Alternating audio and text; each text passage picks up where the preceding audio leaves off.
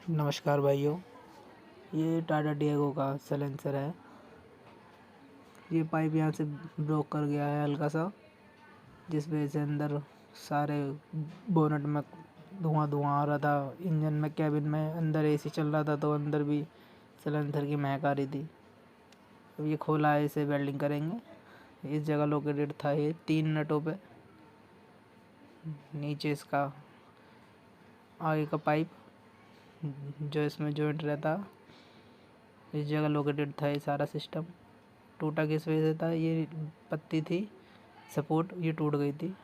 अब करेंगे इसका समाधान।